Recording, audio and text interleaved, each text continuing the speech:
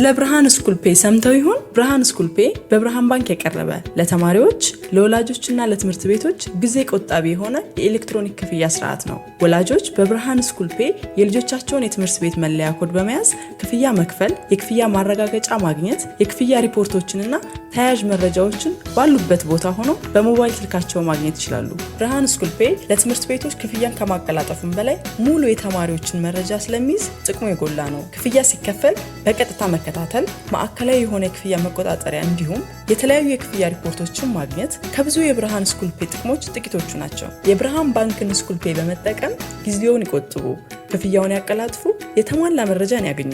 ለበለጠ መረጃ በአቅራቢያ ወደሚገኝ የብርሃን ባንክ ቅርንጫፍ ጎራ ይበሉ። ብርሃን ባንክ፣ እንደ ስማችን ብርሃን ነው ስራችን። ተመልሰናል አድማጮቻችን። አራዳ ኤፍ ኤም 95.1 ላይ ትገኛላችሁ። ፉትቦል ካፌ ነው የምታደምጡት። የክርስቲያኖ ሮናልዶን አመጽ እንመልከት። እንግዲህ ከአልናስር ጋር ጨዋታ እያደረገ አይደለም የሚገኘው። ይህንን ጉዳይ እንመልከተው። በክለቡና በሱ መካከል የተፈጠሩት ችግሮች ምንድን ናቸው የሚለው እናንሳ። ሰሞኑን በጣም ትልቅ አጀንዳ ነው። ያው የክርስቲያኖ ሮናልዶ በቅርብ ጊዜ አልናስር እያደረጋቸው ባሉ ጨዋታዎች ላይ የተጫወተ አይደለም እና የተጫወተ አይደለም ብቻ ሳይሆን ልምምድም እየሰራ አልነበረም። ትላንትና በሶሻል ሚዲያ ወደ ልምምድ እንደተመለሰ የሚያሳይ አንድ ፎቶግራፍ አይተን ነበር። ግን የአልናስርን የሶሻል ሚዲያ ገጾች ካየሽ ጆርጅ ጄሱስ የአልናስሩ አሰልጣኝ እና ሌሎች የአልናስር ተጫዋቾች ልምምድ ሲሰሩ እንጂ ክርስቲያኖ ልምምድ እየሰራ እንደሆነ የሚያሳይ ፎቶግራፍ አልለጠፈም። አመጽ ላይ እንዳለ ግልጽ ነው። የተለያዩ የሚጠቀሱ ምክንያቶች አሉ። በተለይ የቤንዜማ ዝውውር ነው ትልቁን ችግር ፈጥሯል እየተባለ ያለው። ምክንያቱም ካረም ቤንዜማ ከአልኢቲሃድ ሰዎች ጋር የኮንትራት ማራዘምን ድርድር በተመለከተ ንግግር ሲያደርግ ከዚህ በፊት ካቀረቡለት ኮንትራት ያነሰ ፕሮፖዛል ነው ያቀረቡለት። በዚህ ምክንያት ደስተኛ አልነበረም። ስለዚህ ሌላ ሱፐርስታር አልጫወትም ብሎ ልምምድ አልሰራም ብሎ አምጾ ነበር እና ወሬዎች ነበሩ ወደ አውሮፓ ሊመለስ ይችላል እየተባለ 38 ዓመቱ ነው አሁን ቤንዜማ። ባለፈው የውድድር ዘመን አልኢቲሃድ የሀገር ውስጥ የጥሎ ማለፍ ውድድርንም ሲያሸንፍ የሊጉንም ዋንጫ ሲያሸንፍ በጣም ቁልፍ ተጫዋች ነበር እና ተጫዋቹ አሁን ሊጉን እየመራ ወዳለው ወደ አልሂላል ሊዘዋወር መሆኑ ሲሰማ ክርስቲያኖ በዚህ ደስተኛ አልነበር ነው የሚሉት። እንግዲህ ግን ብቸኛው ምክንያት አይደለም። ምክንያቱም የሱ ግምት አሁን ምንድነው በሳውዲ ፕሮ ሊግ እየመራ ያለው አልሂላል ነው። ሌሎች ብዙ ትልልቅ ተጫዋቾች ያሉበት ነው አልሂላል። ሲሞኔ ኢንዛጊ ያሰለጥነዋል። ባለፈው በዓለም የክለቦች ዋንጫ የተሳተፈ ቡድን ነው። ቲዮ ኤርናንዴዝ፣ ሰርጌ ሚሊንኮቪች ሳቪች፣ ሩበን ኔቬስ አይነት ተጫዋቾች ያሉበት ነው። በቅርብ ጊዜ 3 ተከታታይ ጨዋታዎች ላይ አቻ በመለያየቱ ምክንያት እንጂ የነጥብ ልዩነቱ በጣም ሰፊ ነበር። ግን አልናስር በቅርብ ጊዜ እየተደረጉ ያሉ ጨዋታዎችን እያሸነፈ የነጥብ ልዩነቱ አሁን 1 ብቻ ነው። እዚህ ላይ ካረም ቤንዜማን ጨምሪበት እና የፉክክር ሚዛን ያዛባል። ሁሉም የፒአይኤፍ ክለቦች ናቸው። እንግዳ ነው ለነገሩ። 4ቱን ትልልቅ የሳውዲ ክለቦች ባለቤት የሆነው ወይም 75% ድርሻ የያዘው የፐብሊክ ኢንቨስትመንት ፈንድ ነው። የፐብሊክ ኢንቨስትመንት ፈንድ ወይም የሳውዲ ፐብሊክ ኢንቨስትመንት ፒአይኤፍ የሚባለው ኒውካስልንም ጭምር በባለቤትነት የሚያስተዳድረው ኢንቨስትመንት ፈንድ ቼር ደግሞ መሐመድ ቢን ሰልማን ናቸው። እኔ እንዴት አይነት አሰራር እንደሆነ ብዙም አይገባኝም ለነገሩ። ግን ክርስቲያኖ በዚህኛው በጃንዋሪ የዝውውር ጊዜ ተጨማሪ ተጫዋቾችን ማስፈረም ነበረበት። ሂላል ተጫዋቾች እያመጣ ነው። አልናስር ግን አንድ ኢራቃዊ ተጫዋች ብቻ ነው ያመጣው። እዚህ ላይ ቤንዜማ የወቅቱን የሊግ መሪ የበለጠ የሚያጠናክር አይነት ዝውውር ሲደረግ ፌር አይደለም የሚል እምነት አለው። አምና 13 ነጥብ አንሶ ነው የጨረሰው ከቤንዜማ አልኢቲሃድ የክርስቲያኖ አልናስር። በዚህ ምክንያት 3ኛ ሆኖ ስለጨረሰ በዚህ አመት የእስያ ቻምፒየንስ ሊግ ነው እየተሳተፈ አይደለም። አምና ተሳታፊ ነበር፣ ግን ኳሳኪ ፍሮንታሌ በሚባል የጃፓን ቡድን ተሸንፎም ነው ከውድድር ውጭ የነበረው እና ክርስቲያኖ ወደ ሳውዲ ከሄደ በኋላ በሀገር ውስጥ የሚደረጉትን 2 ትልልቅ ውድድሮች እና በአህጉሪቱ የሚደረገውን ትልቁን ውድድር የእስያን ቻምፒየንስ ሊግ አላሸነፈም። 3 ሲዝን ሆኖታል አሁን እና በመጨረሻ የሚያሸንፍ ቡድን እንዲገነባ ይፈልጋል እና ባለፈው ክረምት ከአልሂላል ጋር የሳውዲ ሻምፒዮን የነበሩትን እና ብዙ ጨዋታዎች ላይ ባለመሸነፍ የዓለም ሬከርድ ያሻሻሉትን ጆርጅ ጄሱስን ቀጠለ አልናስር። ከዛ በኋላ ዡዋው ፌሊክስን፣ ኪንግስሌ ኮማኝ፣ ኒጎ ማርቲኔዝን እና ሞሐመድ ሲማካን አመጣ። 140 ሚሊዮን ዩሮ በላይ ነው ባለፈው ክረምት ያወጣው። እዚህ ላይ እንግዲህ እንደ ሳዲዮ ማኔ አይነት ቡድን ውስጥ ደግሞ ረጅም ጊዜ ቆዩ ሌሎች ተጫዋቾች አሉ እና ይሄ እነዚህ ያለፈው ክረምት ዝውውሮች ውጤት አምጥተዋል። አሁን በአንድ ነጥብ ብቻ ነው የሚያንሰው ከሌላኛው ትልቅ የሪያድ ቡድን፣ ግን ልዩነታቸው አንድ ነጥብ ብቻ ነው። እዚህ ላይ ነው እንግዲህ የቤንዜማ መምጣት። ቤንዜማ የመጣው አሁን የወቅቱ ሻምፒዮን ግን 7ኛ ስፍራ ላይ ነው ያለው አሁን አል ኢቲሃድ እና ጌም ቀያሪ ሊሆን ይችላል። 54 ጎሎች ያስቆጥሯል።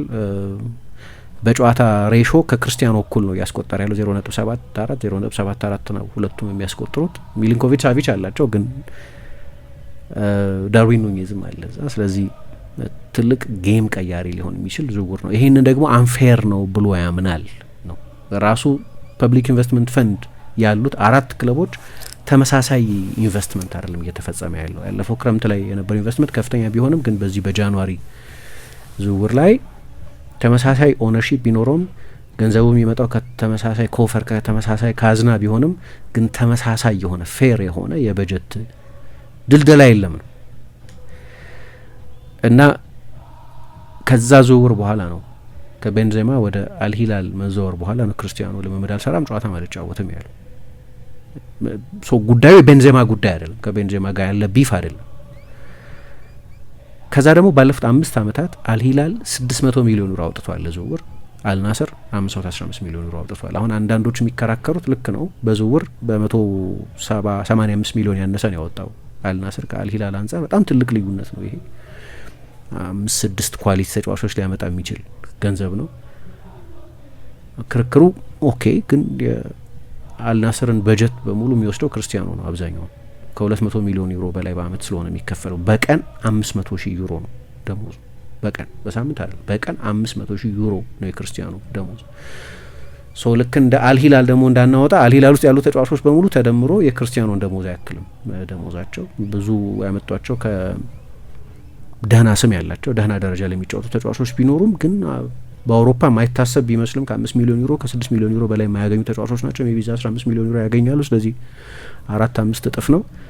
ግን ከክርስቲያኖ ጋር ሲወዳደር ኦፍ ኮርስ ከክርስቲያኖ ጋር ሊወዳደርም አይችልም። የተጫዋቾቹ ፕሮፋይልም ለሳውዲ እግር ኳስ የሚሰጠው ቪዚቢሊቲም ግን ደግሞ ከበጀት አንጻር ኢምፕሊኬሽን አለው። ያሲምቦኖ፣ ኩሊባሊ፣ ቴዎ ሄርናንዴዝ፣ ሩበን ኔቬሽ፣ ሚሊንኮቪች፣ ማልኮም፣ ዳርዊን ኑኔዝ፣ ሲሞኔ ኢንዛጊ አሰልጣኙ፣ እነዚህ ሁሉ ተጫዋቾች አሉ። ግን አንዱ ትልቁ ጥያቄ ምንድን ነው? ሌላ አንድ ጓደኛ አለው የክርስቲያኖ ሶሻል ሚዲያ ፔጅ ተከታትለሽ የምትከታተይ ከሆነ ዦዜ ሴሜዶ የሚባል የአልናስር ሲኢኦ አለ። ዦዜ ሴሜዶ ብዙ እንግሊዝም ጭምር መጥቶ ተጫውቷል፣ ግን ብዙ ያልቀን ነው። ግን የክርስቲያኖ የልጅነት ጓደኛ ነው። የአልናስር ሲኢኦ የሆነው የክርስቲያኖ ሮናልዶ ጓደኛ ስለሆነ ነው። ለምሳሌ የአልሂላል ፕሬዚደንት ኤስቴቭ ካልዛዳ የሚባሉ በአውሮፓ በብዙ ክለቦች በዳይሬክቶሪያል ደረጃ የሰሩ የክለብ ስትራክቸር ምን ማለት እንደሆነ በሚገባ የሚገነዘቡ ሰው ናቸው። 2 የክርስቲያኖ ጓደኞች፣ አንዱ እንዳልኩት ዦዜ ሴሜዶ ነው። ክርስቲያኖ ብዙ ጊዜ ያደንቀዋል በህይወት ውስጥ ያለውን ታፍነት ነው፣ የህይወት ወጣ ወረዶችን። አሁን አልናስር አዲስ ተጫዋች ያስፈርም ዦዜ ሴሜዶ ነው እንደ ሲኢኦ ስለሆነ ፎቶግራፍ ሲነሳ የሚታየው። ባለፈው ክረምት የዦአው ፌሊክስም ኪንግስሌ ኮማም የሌሎቹም የሞሐመድ ሲማካም ከላይፕዚግ ነው ሞሐመድ ሲማካ የመጣው ፈረንሳይ ተከላካይ ነው። እንዲህ አይነት ዝውውሮችን ሲፈጽሙ ሲኢኦ የነበረው እሱ ነው። እንግዲህ በኋላ ፒአይኤፍ ክርስቲያኖ አዲስ ኮንትራት ሲፈርም አዲስ ኮንትራት የመፈረሙ ጉዳይ አጠራጣሪ ነበር። እንደምታውቂው ሊለቅ ነው ሚል ወሬ ነበር። የመጨረሻውን ኮንትራት በፈረመ ጊዜ ብዙ ወሬ ነበር። በኋላ ያንን ኮንትራት ሲፈርም ከነበሩት ማግባቢያዎች መካከል አንደኛው የክርስቲያኖን የቅርብ ጓደኞች የአልናስር ወሳኝ ቦታዎች ላይ የማስቀመጥ ክርስቲያኖን አፒዝ የማድረግ ለክርስቲያኖን የበለጠ የማስደሰት የሚመስሉ ቅጥሮች ናቸው እነዚህ ቅጥሮች። ኦኬ ተስማምቶ እነዚህን ሰዎች ከቀጠሯቸው በኋላ ግን አገዷቸው። በኋላ በኃላፊነት ላይ ያሉ ግን የመጨረሻዎቹን ውሳኔዎች አይወስኑም። አሁን ይሄ እንግዳ ነገር ነው በጣም ለክርስቲያኖ በፍጹም ምቾት የሚሰጥ አይደለም። ሲኢኦ ከሆነ ሰውየው የሲኢኦ ማንዴት ያስፈልገዋል። የሲኢኦ ማንዴት የለውም ጆዜ ሴሜዶ። ትክክል ነው፣ ለቦታው የሚመጥን ሰው ነው፣ ኤክስፐርቲዝ አለው፣ ሌላ ክርክር ነው እሱ። ግን ከተስማማሽ እና ሰውየው እዛ ቦታ ላይ እንዲሾም ካደረግሽ ያንን ኃላፊነት እንዲወጣ ስልጣኑን መስጠት አለብሽ። ያንን ኃላፊነት እንዲወጣ ስልጣን አልሰጡትም። ሰው እንዲያውም ዲስባንድ አደረጓቸው፣ ሰስፔንድ አደረጓቸው። በዚህም በጣም ተቆጥቷል። የቤንዜማ ዝውውር በዚህ ክረምት የተፈጸሙት ሌሎቹ የሂላል ዝውውሮች ብቻ ሳይሆን የቤንዜማ ትሪገሪንግ ፋክተር፣ ምክንያቱም አንድ ኢራቃዊ አይደር አብዱልካሪም የሚባል ተጫዋችን ብቻ ነው ያስፈረሙት። ኢራቃዊ ተጫዋች ነው ያመጡት እና ይሄ ደግሞ በተለይ አሁን በጣም ተናንቀው ስለሆነ ያሉት ይሄኛው የጃንዋሪ ዝውውር ባላንስ የምንፈጥርበት ነው ብሎ ያኛው በጣም ሲጠናከር ይሄኛው ተዳክሟል። በእርግጥ ነገሩን መገንዘብ ያስፈልጋል። ፐብሊክ ኢንቨስትመንት ፈንድ አይደለም የእነዚህን ተጫዋቾች ዝውውር በገንዘብ ደረጃ ከቨር እያደረገ ያለው 75% ባለድርሻ ነው። የአንድ የካታር ማነው የሳውዲ ልዑል አሉ አልዋሊድ ቢን ታላል ይባላሉ። የሆነ ጊዜ ታስታውሽ እንደሆነ በሪድስ ሆቴል ሪድስ የሚባለው ሆቴል ዓለም አቀፍ የሆቴሎች ኔትወርክ ነው። ፓሪስም ምንም አለ። ሪድስ ሆቴል ሲባል የልዕልት ዳያና እና የዶዲፋይድ ልጅ ህልፈት ነው ትዝ የሚለኝ። ከሪድስ ሆቴል ወጥቶ ሲሄዱ ነው ፓፓራዚዎች ሲያሳድዷቸው ልዕልት ዳያና በዛ አሰቃቂ መኪና አደጋ ህይወቷ ያለፈው ግን ሪያድም ውስጥ አለ እና እዛ የሆነ ጊዜ ብዙ ባለስልጣናት ታስረው የቁም እስር ውስጥ ነበሩ። በጣም የምናውቃቸውን ባለስልጣናት ጨምሮ አንደኛው እኚህ ሰው ናቸው። የሳውዲን ኪንግደም የመሰረቱት ኪንግ ሳውድ የሚባሉት ቀዳሚ መስራች የእሳቸው የልጅ ልጅ ልጅ ናቸው እና የአሁኑ ለንጉስ ባይሆንም እንደ ንጉስ ልዑል አልጋ ወራሽ መሐመድ ቢን ሰልማንም የእህት ልጅ ናቸው፣ የወንድም ልጅ። እኚህ ሰው 25% ድርሻ አላቸው አልሂላል ውስጥ። ፐብሊክ ኢንቨስትመንት ፈንድ የአራቱ የሳውዲ ትልልቅ ክለቦች 75% ኦነርሺፕ አለው። 25% ደግሞ ሌሎች ባለቤቶች ናቸው ኦን የሚያደርጉት። 25% ልክ ራትክሊፍ ማንቸስተር ዩናይትድ ውስጥ አይነት 75% 60% ሌሎች ሼር ሆልደሮች ስላሉት ማንቸስተር ዩናይትድ እንኳን። ይሄኛው ግን ክሊርሊ ዲማርኬትድ የሆነ 75 ለ25 ነው እና እኚህ ሰው በቃ ተጽጎ የማያልቅ ሀብት አላቸው። ወደ 20 ቢሊዮን ዶላር ሀብት ያላቸው ከሳውዲ ልዑላን መካከል አንደኛው ናቸው። በኋላ ቤንዜማ ከአልኢቲሃድ ጋር ሌላ የፒአይኤፍ ክለብ ነው አልስማማ ብሎ ለመልቀቅ አጂቴት ያደርግ በነበረበት ጊዜ ጣልቃ ገቡና ሙሉን የእሱን ኮስት እኔ ነኝ የሚሸፍነው አሉ እና 7 ተጫዋች ነው በዚህ ነው ጃንዋሪ ቤንዜማን ጨምሮ ያስፈረሙት። እና የክለቡ ዌብሳይት ምን ይላል ሰሞኑን ሙሉን የ7ቱንም ተጫዋቾች የዝውውር ገንዘብና ደሞዝ የሚሸፍኑት እኚህ ልዑል ናቸው፣ ፒአይኤፍ አይደለም። አልዋሊድ ቢን ታላል ይባላሉ እና ዶነር ተብለው ነው የተጠቀሱት። ኦፍኮርስ ፓርት ኦነር ናቸው፣ ከፊል ባለ ድርሻ ናቸው። ግን እኚህ ናቸው ከዚህ በፊት እንዳልኩት በሪትስ ካርልቶን ሆቴል ሪያድ ውስጥ ታስረው የነበሩ ሰው በኋላ በድርድር ብዙዎቹ በጣም ብዙ ሚሊዮን ለሳውዲ መንግስት ለመስጠት ወስነው። እኔ የገንዘብ ጉዳይ ብቻ አይመስለኝም መሐመድ ቢን ሰልማን ለስልጣኔ ለዘውድ ያሰጉኛል ብሎ ያሰቧቸውንም ሰዎች አስረዋል ያን ጊዜ እና እሳቸው ናቸው ይሄንን ሁሉ ገንዘብ ለቤንዜማ ሸፍነዋል የተባለው። በኋላ ቅድም ያልኳቸው ካልዛዳ የሚባሉት ሰው ካዴናሴር ከሚባል እኚህ ካልዛዳ ደግሞ የአልሂላል ሲኢኦ ናቸው። ተጠይቀው ነበር ክርስቲያኖ እኮ እንደዚህ አኩርፏል፣ ተከፍቷል እና አይ እኔን የምትጠይቁኛላችሁ የኔ ጉዳይ አይደለም፣ ምክንያቱም እኛ ራሳችን ላይ ነው የምናተኩረው። ባለፈው ክረምት ጆዋ ፌሊክስን ወይ ኪንግስሌ ኮማን ወይ ሌሎቹንም ኢኒጎ ማርቲኔዝን በትልልቅ የአውሮፓ ክለቦች ሲጫወቱ የነበሩ ተጫዋቾችን ሲያመጡ እኮ እንደዛ አላልንም፣ የእኛ ትኩረት የራሳችን የቡድን ግንባታ ላይ ነው አሉ። አሁን እዚህ ጋር ነው በቃ የሳውዲ እግር ኳስ አካሄድ ችግር እንዳለበት የምታውቂው። የሚና መደበላለቅም አለ። ማን ነው የቡድን ግንባታ ኃላፊነት የሚወስደው የሚለው። እንግዲህ 4 ትልልቅ ክለቦች ነው ያሏቸው። 2 የጅዳ 2 የሪያድ ክለቦች ናቸው። ክርስቲያኖ ደግሞ ማሸነፍ ይፈልጋል። አሁን እንዲያውም አንዳንድ ዘገባዎች እኮ በኋላ ተስተባበለ እንጂ ወደ ፖርቱጋል ተመልሷል ሁሉ የሚሉ መረጃዎች ነበሩ ሰሞኑ። በቃ ወደ ፖርቱጋል ወደ ሀገሩ ተመልሷል የሚሉ ትላንትና የወጣው ፎቶግራፍም ዛሬ መሰለኝ ጨዋታ ሲደረግ አይሰለፍም ዛሬ በሚደረገው ጨዋታ ላይ። ስለዚህ ያንን አይነት ተቃውሞ ቀጥሏል። አልሂላል ከቤንዜማ በተጨማሪ ቀድሞውን የአርሰናል ተከላካይ ፓብሎ ማሪን አምጥቷል። የሬን ተጫዋች ሞሐመድ ሜይቼ የሚባል ተጫዋች አምጥቷል እና ተጨማሪ ዝውውሮችን እየፈጸሙ ነው እና የክርስቲያኖ ኮንሰርን እሱ ነው። በዚህኛው የዝውውር ጊዜ የተፈጸሙት ዝውውሮች ምንድነው ፌር የሆነ ፕሌይንግ ፊልድ እንዳይኖር፣ ፍትሐዊ የሆነ የፉክክር አውድ እንዳይኖር የሚከለክል ጉዳዩ እንዳልኩት በቤንዜማነቱ ምክንያት አይደለም። ቤንዜማና ክርስቲያኖ ቅርብ ጓደኞች አይደሉም፣ ግን በጣም ምርጥ ሜዳ ውስጥ የሚጣምሩ ተጫዋቾች ነበሩ። በክርስቲያኖ ተጫዋችነት ታሪክ እንደ ቤንዜማ ብዙ አሲስት የሰጠው ተጫዋች የለም እስካሁን ድረስ። በጣም የተጣጣመ ግንኙነት ሜዳ ውስጥ ያላቸው ተጫዋቾች። እንዲያውም አንዳንድ ዘገባዎች እኮ ነበሩ ቤንዜማ ክርስቲያኖን በአልናስር ሊቀላቀል ይችላል፣ እንዲያውም ክርስቲያኖ ራሱ የእሱ ወደ እኛ መምጣትም እንደዚሁ የፉክክር ሚዛኑን ያዛባል የሚል እምነት ነበረው የሚል መረጃ ምንሰማ ነበር ሰሞኑን። ግን አሁን የምንሰማ ዋናው የሪቤሊዮን ምክንያት እርሱ ነው። ዋናው የአመፁ ምክንያት እርሱ ነው። ክርስቲያኖ ዋንጫ ማሸነፍ ይፈልጋል። እስካሁን ድረስ የጋራ ዋንጫ ማሸነፍ አልቻለም። ብዙ የግል ሬከርዶችን እያሻሻለ ቢሆንም እንደ በእግር ኳስ ሕይወቱ ዘመን በሙሉ ሲያደርግ እንደነበረው አሁንም ጎሎች እያስቆጠረ ቢሆንም አይ ቲንክ 61,000 ጎል ላይ ለመድረስ 961 ጎል ላይ ነው ያለው መሰለኝ። አሁን 39 ጎል ነው የቀረው። ያንን ማድረግ በሚችልበት ቁመና ላይ ቢሆንም ግን ደግሞ የጋራ ዋንጫ ማሸነፍ ይፈልጋል። እስካሁን ድረስ ያንን ማሳካት አልቻለም። ስለዚህ በዚህ አመት ያንን የሚያደርጉት ይመስላሉ። አንድ ነጥብ ርቀት ላይ በተለይ በቅርብ ጊዜ አልሂላል በተደጋጋሚ ጨዋታዎች ላይ ነጥብ እየጣለ መምጣት ያንን አድቫንቴጅ ይሰጣል። ግን በዚህ ደስተኛ አይደለም ነው እና ትልቅ እርዝኩዌክ ፈጥሯል። እና እነዚህን ተጫዋቾች ካመጣች ደግሞ ሴ ያላቸው ቤንዜማ ለምሳሌ ፈረንሳይ አስመስሎት ነበረ አልናስርን። እንጎሎ ካንቴ እዛ ነው ሄደው፣ አሁን ሙሳ ዲያቢ እዛ ነው እየተጫወተ ያለው። ሎሮን ብሎን ተቀጥሯል ወደዛ ሄዶ የኢቲሃድ አሰልጣኝ ነበር። የበለጠ ፈረንሳይ የሚመስል ቡድን ነበር። የክርስቲያኖ አልናስር ደግሞ የፖርቱጋሎች ቫይብ ያለው ነው። እንደ ፌሬራ የሚባሉ አሰልጣኝ ነበሩ፣ ፖርቱጋላዊ ናቸው። ክርስቲያኖ ራሱ አለ። ሌሎችም ፖርቱጋሊያን ተጫዋቾች ነበሩ። ከፖርቱጋል ሊግ ሄዱ። አንድ ተጫዋች ስሙ ጠፋኝ፣ ግን እዛ የነበሩ ተጫዋቾች ነበሩ። ፖርቱጋል ሊግ ውስጥ የተጫወቱ የቀድሞ የማንቸስተር ዩናይትድ ተጫዋች አሌክስ ታይሌሽም እዛ ይጫወት ነበር። እሱ ደግሞ የበለጠ ሉዞፎን የሚመስል እዛ ያለው ሊንጉስቲክ ቶኔሽኑ እንደዛ አይነት።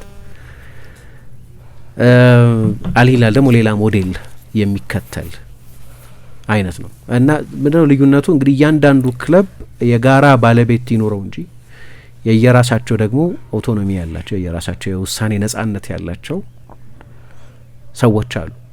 ዳይሬክተሮቻቸው፣ ሲኢኦዎቻቸው፣ የክለብ ስትራክቸር። አሁን ትልቁ ችግር አልናስር የክለብ ስትራክቸር ያለበት ይመስላል። ልክ እንደ ሌሎቹ በደንብ ሌድ ዳውን የሆነ የሃይራርኪ ያለው ሲኢኦ፣ ስፖርት ዳይሬክተር፣ ቴክኒክ ዳይሬክተር እና እነዛ ቴክኒክ ዳይሬክተሮች ራሳቸው አሰልጣኝ የሚቀጥሩ ኢንዲፔንደንት የሆነ የውሳኔ ነጻነት ያላቸው አይመስሉም። እዚህ ውስጥ የተሾሙት ሰዎች ማንነት ወሳኝ ነው፣ ምንም ጥያቄ የለውም። የአውሮፓ ኤክስፒሪየንስ፣ የትልልቅ ክለቦች የመሪነት ኤክስፒሪየንስ ያላቸው ሰዎች አይመስሉም። እና አሁን ያሉት የስፖርት ዳይሬክተሩ ሲማው ኮቺኞ የሚባል ሌላ የክርስቲያኖ ጓደኛ ነው። ቅድም እንዳልኩት ጆዜ ሴሜዶ ደግሞ ሲኢኦ ናቸው። በፒአይኤፍ ሰስፔንድ ተደርገዋል። አሁን ለእኔ ሎጂካል የሆነው መጀመሪያውኑ እነዚህ ሰዎች ሲኢኦ ዳይሬክተር መሆን አለባቸው ወይ ለዛ የሚሆን ሜሪት አላቸው ወይ? ምክንያቱም ከዛ በፊት ሰርተው አያውቁም በእነዚህ ኃላፊነቶች። ኃላፊነቱ ከተሰጣቸው በኋላ ደግሞ ሰስፔንድ ተደርገዋል። ሰስፔንድ ከተደረጉ ክርስቲያኖ ሊያስደስት አይችልም ነገሩ። የሆነው ልክ እንደዚህ ነው። እና በተለይ ደግሞ እኚህ አልዋሊድ የሚባሉት ሰው መጡና ብዙ ገንዘብ ኢንቨስት ያደረጉ። አሁን ኢኤስፒኤን እንደሚለው ክርስቲያኖ በዚህ በጣም ተናዷል እና የ50 ሚሊዮን ዩሮ ሪሊዝ ክሎዝ አለው። አዲስ ኮንትራት በፈረመበት ጊዜ የ50 ሚሊዮን ዩሮ ሪሊዝ ክሎዝ አለው። ወደ ኤምኤልኤስ ሁሉ ሊሄድ ይችላል፣ ወደ አሜሪካ ሊሄድ ይችላል የሚሉ ነበሩ። አሁን ለአሁኑ መልቀቅ ያልፈለገበት ምክንያት የዓለም ዋንጫ የሚደረግበት አመት ነው። አዲስ ዝውውር ማድረግ ፍጹም ወደ ተለየ የእግር ኳስ ኤክስፒሪየንስ ወደ ሌላ ሊግ ምናምን መሄድ የዓለም ዋንጫ ዝግጅትን ዲስረፕት ያደርግብኛል የሚል እምነት ስላለው ደስተኛ አይደለም። ግን ጥያቄዎች አቅርቧል። የክለቡ አምቢሽን ምንድነው? አሰራራችን ምንድነው? የዝውውር እቅዳችን ምንድነው? እነዚህ ሁሉ ጉዳዮች መልስ እስካልተሰጠኝ ድረስ አልጫወትም ብሏል። አልጫወትም ብሎ ልምምድም አልሰራም ብሎ ነው አመጽ ላይ የነበረው። እስከዛ መልስ ካልተሰጠው ግን ሰኔ ላይ ልቀቁኝ ብሎ ይጠይቃል። ልክ ሲዝኑ ሲያልቅ የአንድ አመት ኮንትራት ይቀረዋል፣ ግን መልቀቅ እፈልጋለሁ ብሎ መደራደር ይፈልጋል። አንዳንድ ብዙሀን መገናኛዎች የሚሉት እናመጣልሃለን ብለው የስፔን የጠቀሰው ስም ብሩኖ ፈርናንዴዝ ነው። ብሩኖ ፈርናንዴዝ የአልሂላል ትኩረት ነበር። 100 ሚሊዮን ሁሉ አቅርበው ሊወስዱት ጠይቀው ነበር። በሳምንት 700,000 ፓውንድ አቅርበውለት ነበር። ይህንን ጉዳይ በተመለከተ በቅርብ ጊዜ ተናግሯል ብሩኖ ፈርናንዴዝ ራሱ። ማንቸስተር ዩናይትዶች የክለቡ ሰዎች ሊሸጡኝ ፈቃደኞች ነበሩ ብሎ በዚህ በጣም ቅር እንደተሰኘ፣ ዩናይትድ እሱን የመሸጥ ኢንቴንሽን እንደነበረው ማወቁ ቅር እንዳሰኘው፣ ግን በቤተሰብ ምክንያት ከሩበን አሞሪም ጋር በነበረው ውይይት ምክንያት በማንቸስተር ዩናይትድ ለመቆየት እንደወሰነ ተናግሯል። እዚህ ጉዳይ ላይ ምንም ዲፕሎማቲክ መሆን አላስፈልገውም። በአሁኑ የክለቡ ሰዎች ደስተኛ እንዳልሆነ ቃለ ምልልሱ ላይ ግልጽ አድርጎ ነው የተናገረው። ለፖርቱጋል ፌዴሬሽን የፖርቱጋል ፌዴሬሽን የዩቲዩብ ቻናል ላይ ያለ ቃለ ምልልስ ነው። በራሱ ሀገር ቋንቋ የተናገረው ነው። ደስተኛ አይደለም እንደሚታወቀው። ስለዚህ አንደኛው ማግባቢያ የሚቀጥለው ክረምት ላይ እንደ ብሩኖ አይነት ትልቅ ተጫዋች እናመጣለን የሚል እንደዚህ አይነት ቃል መግባቶች አሉ። ግን በጣም ትልቅ ቲያትር ነው። በተለይ ደግሞ እኚህ ሰው እየመጣው ብዙ ገንዘብ ኢንቨስት ማድረጋቸው በካሊፎርኒያ ያጠኑ የሳውዲ ልዑልና የቢዝነስ ሰው ናቸው እና እኚህ ሰው እነዛ እንዳልኩት በሪት ካርልተን ሆቴል 350 ቪአይፒ እስረኞች በታሰሩ ጊዜ ከታሰሩት ሰዎች መካከል ናቸው። በኋላ ግን ብዙውን ሀብታቸውን ሰጡ። 3 ወር እዛ ከቆዩ በኋላ የልዑል አልጋ ወራሹ ሙሐመድ ቢን ሰልማን ቪዥን 2030 የሚሉት ቪዥን ያላቸውን ቀስ በቀስ እየተዉት ነው ምናምን ይላሉ። ግን ያንን ቪዥንም ሰፖርት አደርጋለሁ አሉ እና ክለባቸው ላይ ደግሞ ብዙ ገንዘብ ኢንቨስት አደረጉ። አሁን ደግሞ እሳቸው እንዲያውም አጥቂ ለማስፈረም እየሞከርን ነው የሚል አስተያየት ሰጥተው ነበር። ሰሞኑን ያልኳቸው ካልዛዳ የሚባሉት ሰው የባሎንዶር አሸናፊ ነው። ከሰሞኑን ከአል ኢቲሃድ ጋር ሰጣ ገባ ውስጥ ከመግባቱ በፊት ተጫዋቹን እናስፈርማለን የሚል ተስፋም አልነበረንም። ነገር ግን ገበያው እንዲህ አይነት ተጫዋችን ኦፈር ካደረገ ቡድናችንን በከፍተኛ ጥራት ሊያሻሽል የሚችል ተጫዋች ካገኘን ያንን እድል የምናሳልፍበት ምክንያት የለም። ምክንያቱም ሊጉን አዳፕት የሚያደርግበት ምክንያት የለውም። እዚሁ ተጫውቷል። የሀገሩን ሁኔታ የእግር ኳሱን ባህል ለመላመድ አይገደድም። አጥቂ እንፈልግ ነበር፣ ግን ድንገት የመጨረሻዎቹ ቀናት ላይ ቤንዜማ አቬይለብል ሆነ። በ48 ሰዓት ውስጥ ነው ዝውውሩ የተጠናቀቀው የሚል አስተያየት ሰጥተዋል። ኢሚዲየት ፋክተር ልለው እችላለሁ አሁን ከማነባቸው ነገሮች።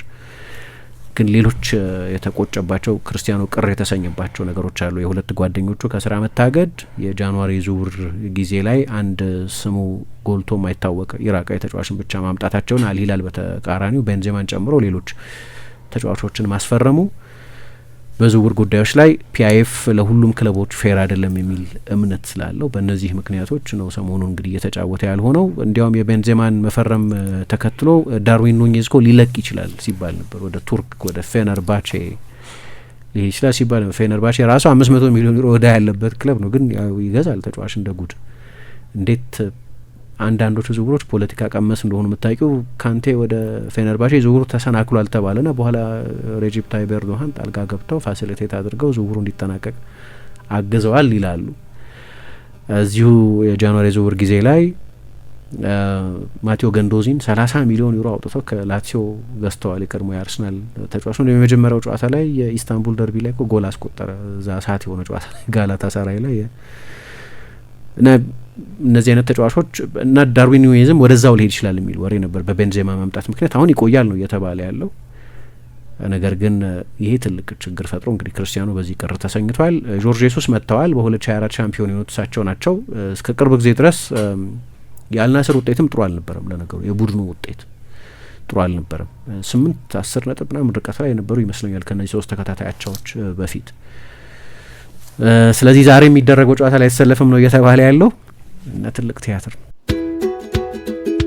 ስለ ብርሃን ስኩል ፔይ ሰምተው ይሆን? ብርሃን ስኩል ፔይ በብርሃን ባንክ የቀረበ ለተማሪዎች ለወላጆችና ለትምህርት ቤቶች ጊዜ ቆጣቢ የሆነ የኤሌክትሮኒክ ክፍያ ስርዓት ነው። ወላጆች በብርሃን ስኩል ፔይ የልጆቻቸውን የትምህርት ቤት መለያ ኮድ በመያዝ ክፍያ መክፈል፣ የክፍያ ማረጋገጫ ማግኘት፣ የክፍያ ሪፖርቶችንና ተያያዥ መረጃዎችን ባሉበት ቦታ ሆነው በሞባይል ስልካቸው ማግኘት ይችላሉ። ብርሃን ስኩል ፔይ ለትምህርት ቤቶች ክፍያን ከማቀላጠፉም በላይ ሙሉ የተማሪዎችን መረጃ ስለሚይዝ ጥቅሙ የጎላ ነው። ክፍያ ሲከፈል በቀጥታ መከታተል፣ ማዕከላዊ የሆነ የክፍያ መቆጣጠሪያ እንዲሁም የተለያዩ የክፍያ ሪፖርቶችን ማግኘት ከብዙ የብርሃን ስኩል ፔይ ጥቅሞች ጥቂቶቹ ናቸው። የብርሃን ባንክን ስኩል ፔይ በመጠቀም ጊዜውን ይቆጥቡ፣ ክፍያውን ያቀላጥፉ፣ የተሟላ መረጃን ያገኙ።